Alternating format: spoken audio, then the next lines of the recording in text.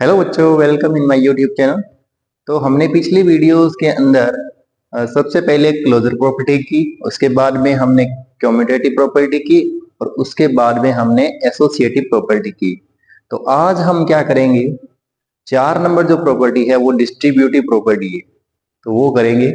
I hope आपको सभी video समझ में आ रहे होंगे।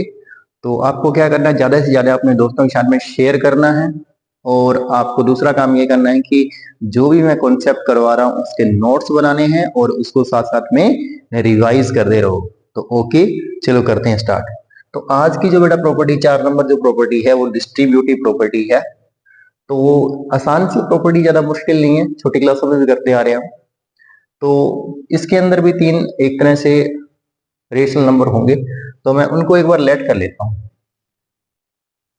Let the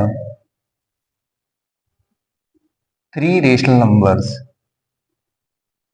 3 rational numbers are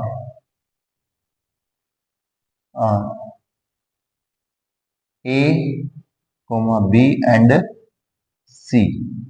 3 rational number हमने मान लिए जो कि क्या है, A, B, C है। अलग अलग 3 रेशनल नंबर है। तो ये 2 टाइप से होती है बेटा, ये वाली जो प्रॉपर्टी है वो 2 टाइप से होती है।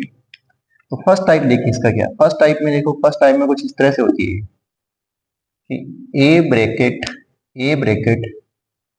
बी प्लस में सी, जिसको हम क्या लिख सकते हैं, ए मल्टी बी प्लस में ए मल्टी सी, इसको ये लिख सकते हैं। तो कहने का मतलब क्या है कि यहाँ पर जो ए है वो डिस्ट्रीब्यूट हो रहा है। ध्यान से देखो, ए क्या हो रहा है, यहाँ पर डिस्ट्रीब्यूट हो रहा है।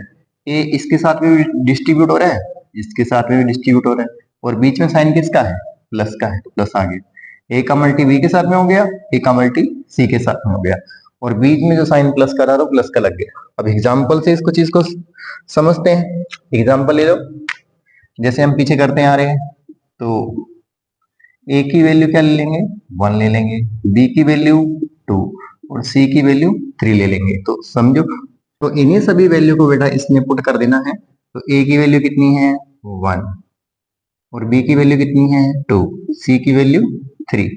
तो पुट करो, इधर भी पुट कर दो, 1 मल्टी 2 आ जाएगा, प्लस में 1 मल्टी कितना आ जाएगा, 3 आ जाएगा।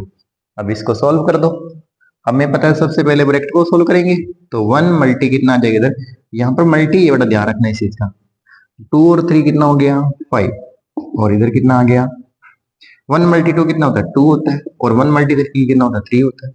तो 1 का मल्टी 5 से करेंगे तो कितना आ गया, 5, और इधर भी कितना आ गया, 5। देखो दोनों साइडें इक्वल आ गई। इसका मतलब क्या है, ये प्रॉपर्टी बिल्कुल सही है।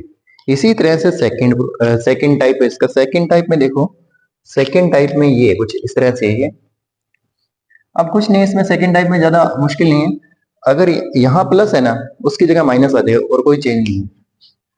तो ए बी माइनस सी, जिसको हम लिख सकते हैं ए मल्टी बी माइनस में ए मल्टी सी।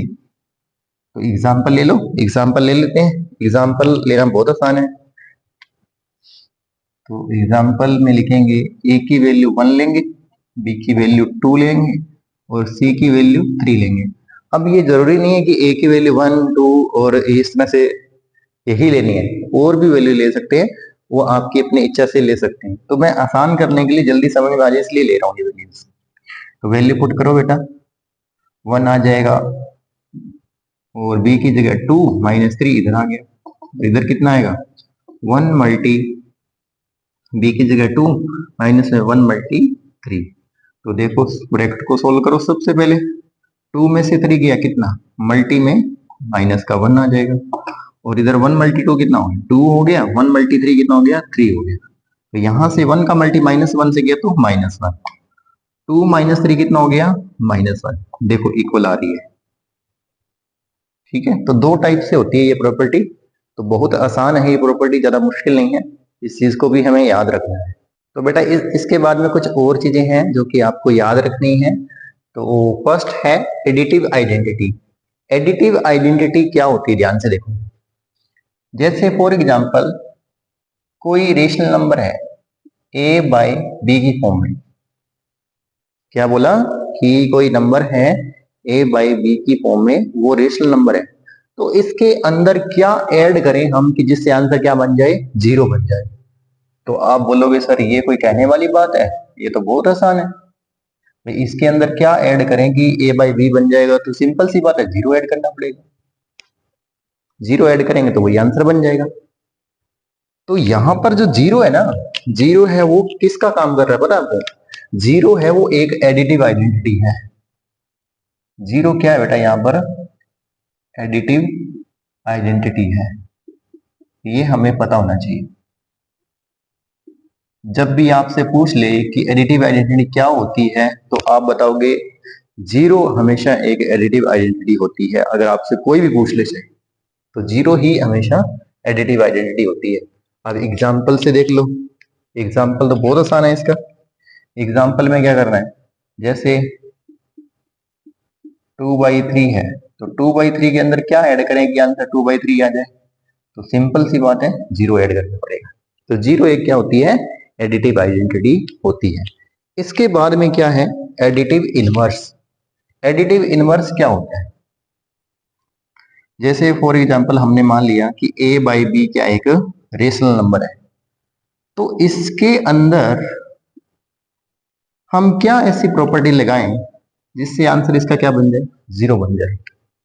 भाई इसके अंदर ऐसी क्या हम प्रॉपर्टी लगाएं, क्या ऐसा ऑपरेशन लगाएं जिससे इसका आंसर क्या बन जाए, 0।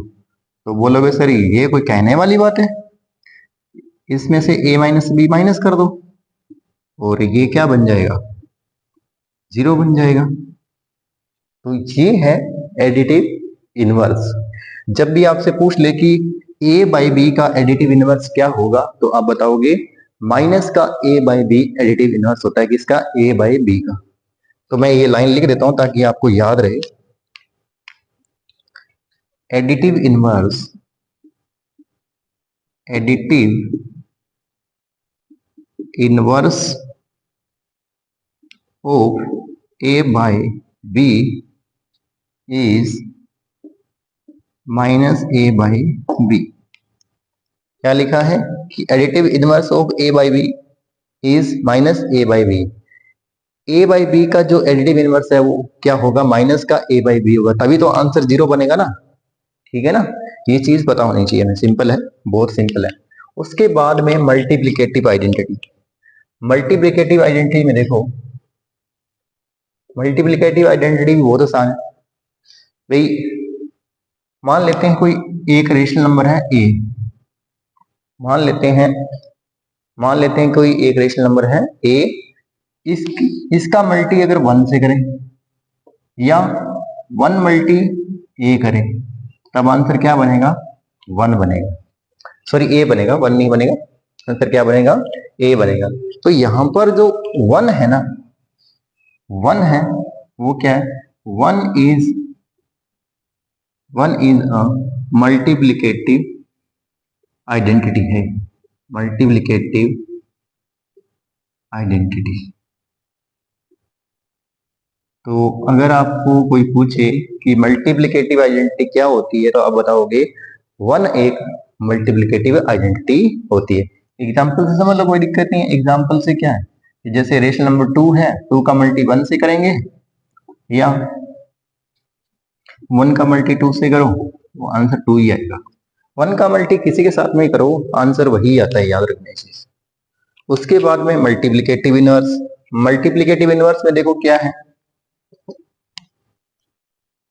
मान लेते हैं कोई रेशनल नंबर है a बाई बी, तो हम इसको किस से मल्टीप्लाई करें कि इसका आंसर क्या बन जाए, 1 बन जाए। तो बोलोगे सर इसका तो मल्टीप्लाई b बाई a से कर दो, क्योंकि इससे b से b कट जाएगा, a से a कट जाएगा और आंसर क्या आ जाएगा, 1 आ जाएगा। तो आपको ये पता होना चाहिए, ये प्रॉपर्टी भी बहुत आसान है कि a बाई बी का जो मल्टीप्लिकेटिव इनवर्स है वो क्या होता है, b बाई a होता है। तो लिख दो मल्टी multiplicative inverse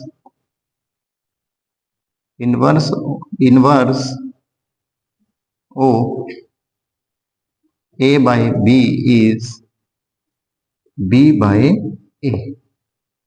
तो इतनी चीजें आपको याद रखनी, चार ये बेसिक सी चीजें हैं। ठीक है, आई होप आपको ये वीडियो समझ में आया होगा, तो लाइक और शेयर करते रहें। Thank you so much.